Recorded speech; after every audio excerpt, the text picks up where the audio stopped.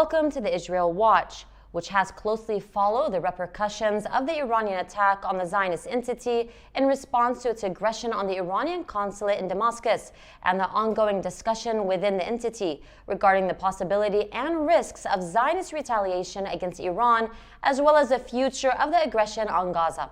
I'd like to go ahead and welcome our guest today, Mr. Muhammad Hassan Swayden, an academic and writer in international affairs. Welcome. Thank you.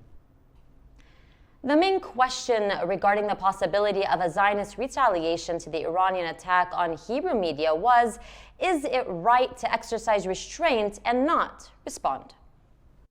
יכול להיות, הנה, יש לי הרהורי כפירה. שההתקפה הישראלית על איראן לפני למעלה מעשור, כאשר כן היו דיבורים על זה, שישראל צריכה יכול להיות, שזה היה הרבה יותר נכון ומתאים וזול, מאשר התקפה ישראלית עכשיו. ועימות עם איראן בעוד 10 שנים יכול להיות שיהיה הרבה יותר קשה מבחינת ישראל מאשר היום. עשינו את הטעויות האלה עם החיזבאללה, הבלגנו 15 שנים של הצטיידות של החיזבאללה. אותו דבר עם החמאס, יותר מדי שנים. האם זה נכון להבליג? סימן שאלה גדול. Well, as we saw here, what do you believe is the possible answer to this question for the occupation today? I mean, will Zionist retaliation to the Iranian attack happen now, or will perhaps it be postponed? First of all, it's important to state that a lot of what this guy was saying is wishful thinking. They wish that they could retaliate in a very fast way. They could retaliate by hitting inside of Iran without bearing the consequences of this response. The problem is that the Iranians have made it clear that any retaliation inside Iran will be responded by a very high level retaliation from Iran too. And that's what Israelis are thinking about today. They are lost, they don't know what to do. Of course, what they prefer is what this guy was saying. They prefer to retaliate now and, with a very high level response. But things are not that easy. They walk on a tightrope. I think that definitely they will retaliate, definitely they will respond. They have several scenarios for responding. The one they most prefer is to retaliate inside Iran. As we know, I mean, is it really smart right now to wage war on Iran? Of course not. And that's what's making the decision of retaliating take more time. If it was for them, if it was only for them, they would have responded the first day after Iran responded inside Israel. Well, also we saw here on some of the Hebrew media the Zionist fears of responding to Iran. What do you believe, in your opinion? Of course, because Israelis from October 7th till today believe that their existence is being threatened, and they don't want to push any other enemy in the region to just open a war with them, and which will threaten their existence much more than that. There are two fears. You can see this with the elites. You can read this in magazines, you can see this in YouTube, on Israeli television. They are afraid, they feel threatened, they feel that their existence is being threatened, and that's why they have this kind of, they are being lost, not knowing what to do and how to retaliate. In any case, any uncalculated response to Iran may lead to a war with it that could pose many risks to the Israeli entity, which cannot tolerate a war lasting for years with Iran, and this would represent a strategic mistake, according to a former general Israel Zev. מלחמה עם איראן זה חתיכת סיפור אחר, זה אופרה אחרת לגמרי. וישראל לא יכולה להחליק לתוך מלחמה כזאת מתוך תקווה שאם נגיב עכשיו בתגובה ישירה, אז הם יבלעו את הרוק. הם לא יבלעו את הרוק. האם נכון עכשיו לפתוח את הזירה הכי מורכבת, הכי מסובכת, הכי יקרה, עם אורך נשימה שאני לא בטוח שיש לנו, ועם איראן יכול להיות סיפור לכמה שנים. זאת טעות אסטרטגית, וצריך פה מה שנקרא לנשוך שפתיים, לא להיות צודק, להיות חכם, להשאיר את הצ'ק הזה פתוח, אולי האיראנים יעשו את הטעות הזאת עוד, אבל ללכת בתקיפה בשל תקיפה, כי זה זכותנו ופגעו בנו, זה אמירות טקטיות ומסוכנות מאוד. Zionist social media has interacted with the possibility of whether responding to Iran or not, and these are some comments from Zionist activists. Tomer, we can hardly contemplate our matters with Hamas, and you are thinking about responding to Iran? Shir, who said we must respond here and now? Israel is in a post-shock state, and there is no need to pressure your audience, Israel.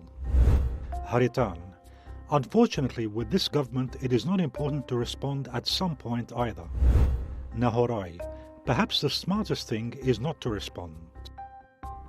Well, as we saw here again, retaliation now against Iran may lead to a long war with it, and this is a dangerous tactic. I mean, this is what Israel Ziv said. What do you believe he means, or what is behind this, in your opinion? Let's compare what he's saying now with what Israeli leaders were saying before October 7. Israeli leaders were bragging about their ability to just open a war with Iran, destroying Iran and destroying its interests in the region. Now they fear that a strike inside Iran or a response to an Iranian attack will just have so many hard consequences on them. And this is a huge divergence and difference between what they used to believe before October 7 and what they believe today after April 14, after Iran showed them what this country is capable to do.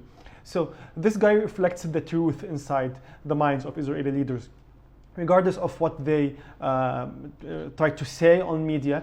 But what they really think is that any response, any attack on Iran has a very high cost, and that's why they are taking too long to take the decision on whether to retaliate or not, and what type of retaliation they should take. Well, do you think that a Zionist response, or of course a lack, will be a narrow political decision by Netanyahu and his government, or will it instead rely on a strategic vision? Well, it depends on whom are you talking to inside Israel. If you're talking to the right wing, they believe that they should retaliate now, and it's a strategic decision to retaliate, since they should protect the future of and the existence of Israel. And if you're talking to the liberals inside Israel, which are more pro-American, which fulfill the American interests, they believe that now it's not time to respond. We should think more in how we serve the American interests, and that's by avoiding an escalation by responding to Well, Iran. in this case, who do you believe, whose decision will prevail here? Well, this is the big question, the $1 million question inside Israel today. But the fight isn't between the right wing and the left wing inside Israel. It's between Biden and Netanyahu, between liberals in the US and the right wings in Israel. And who will win will decide what kind of retaliation will happen.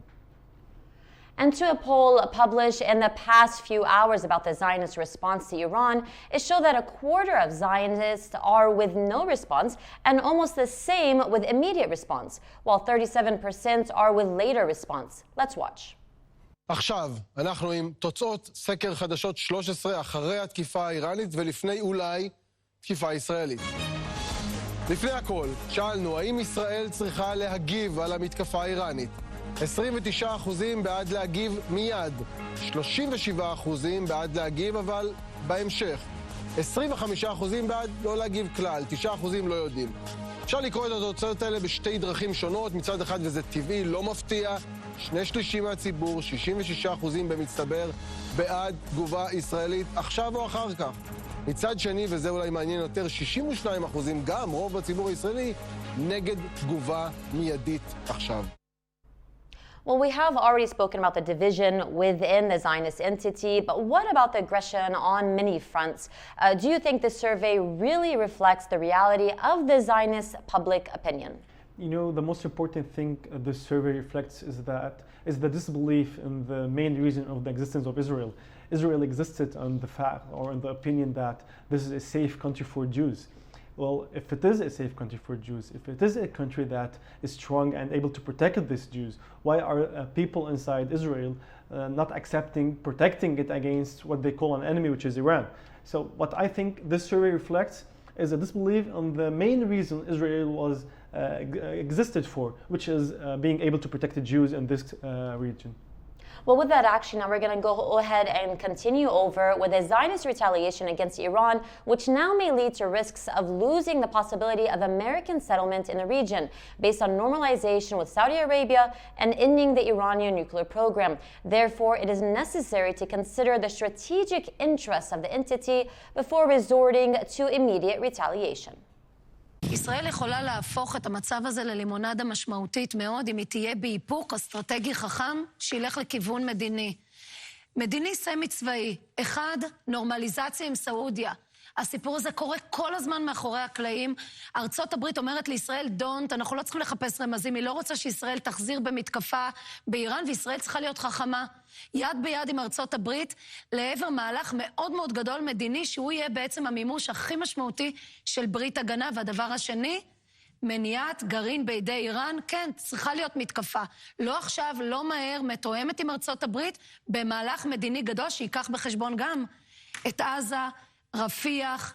המילה החזקה היום היא בעיניי איפוק וחשיבה אסטרטגית לטווח ארוך.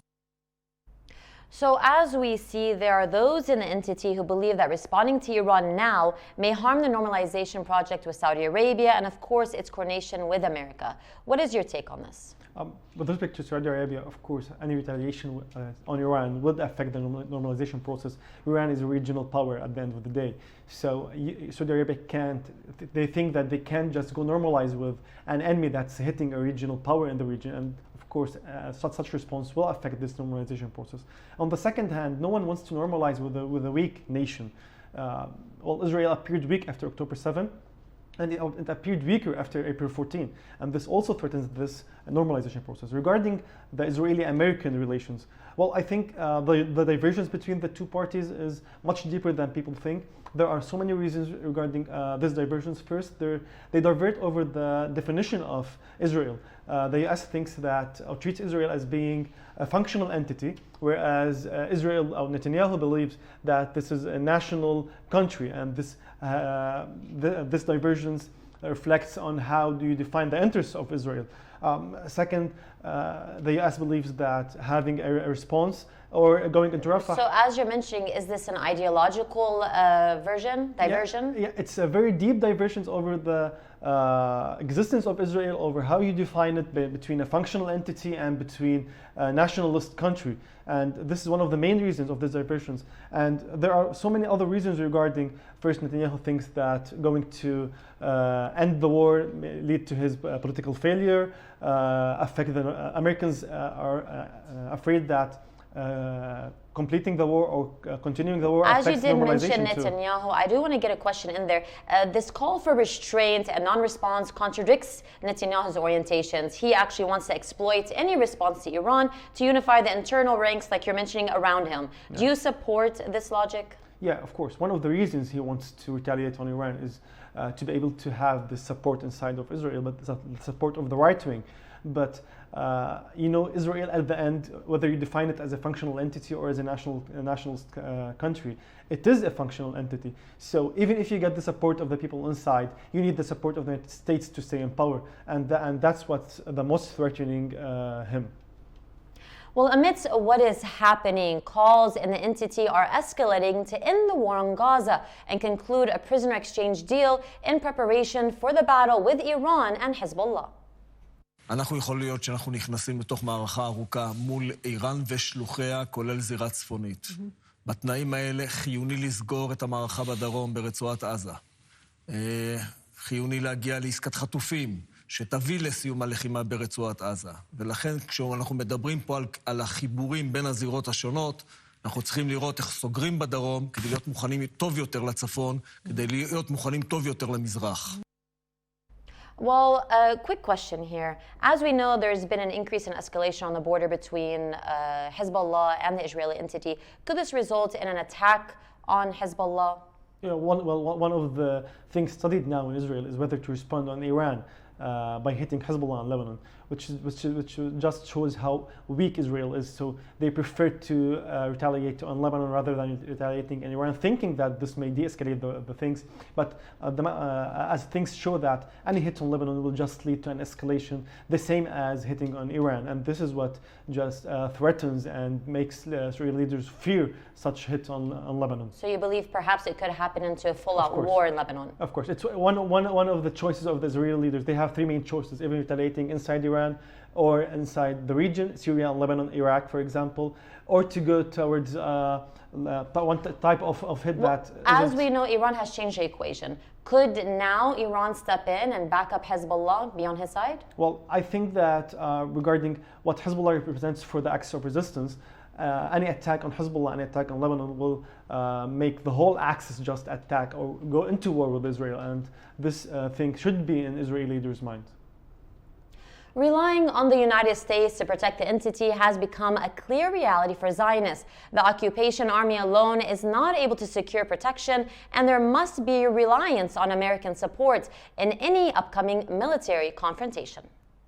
אנחנו מקבלים וקיבלנו עד הרגע הזה עזרה בלתי רגילה מארצות הברית. לא היינו מסוגלים אפילו לענות על המתחים האלה אילולא ארצות הברית. נכון, כל מערכות ההגנה האווירית האלה פותחו בעזרת ארצות הברית במימון של מיליארדים שבאו משם. לא ידענו לעשות את זה לבד. לכן כבר שילמו לנו מקדמה על החשבון. זה לא כך ותן בדיוק. גם אנחנו נצטרך לקבל מחויבות, אבל אנחנו נמצאים בסביבה אוהדת, מה שלא היינו עד לפני 10 ימים או 5 ימים. ויש לזה ערך עצום גם במאבק בחמאס, גם במאבק בחיזבאללה, גם בקרבות השוטפים שלנו, שהם שונים ממה שצפוי לנו עכשיו עם איראן. Well, after the Iranian attack, it has become pretty clear that the Israeli entity does need the American support. What is your opinion, as some people are saying, and as we saw here, the senior officer in the occupation army is saying that the Israeli entity cannot protect itself and must rely on the American support? Yeah, well, this is true.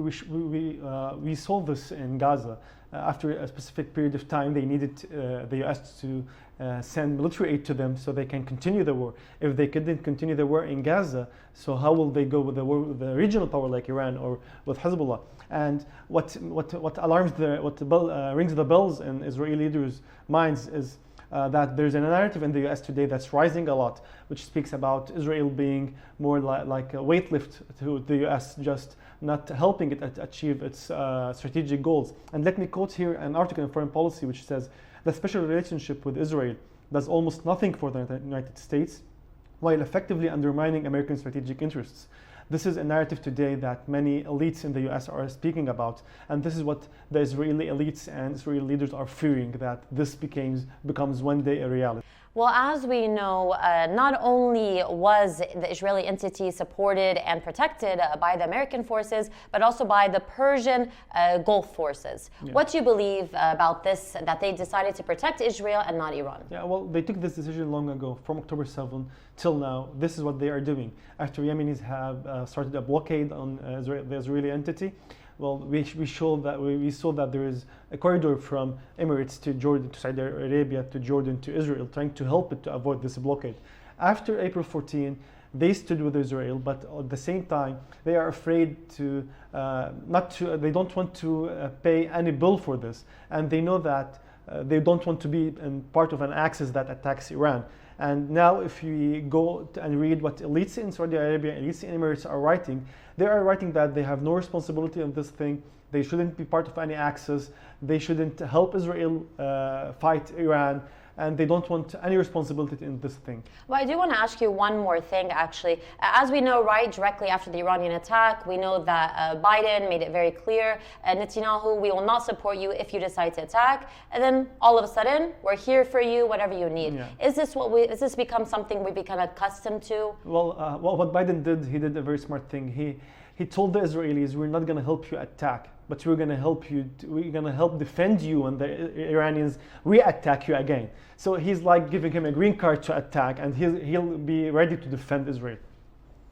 Well, with that, let's go ahead and continue over to the failure of the aggression on Gaza to achieve its declared goals, which has raised central questions in the entity about the possibility of dispensing with the American ally, as some ministers in Netanyahu's government call for.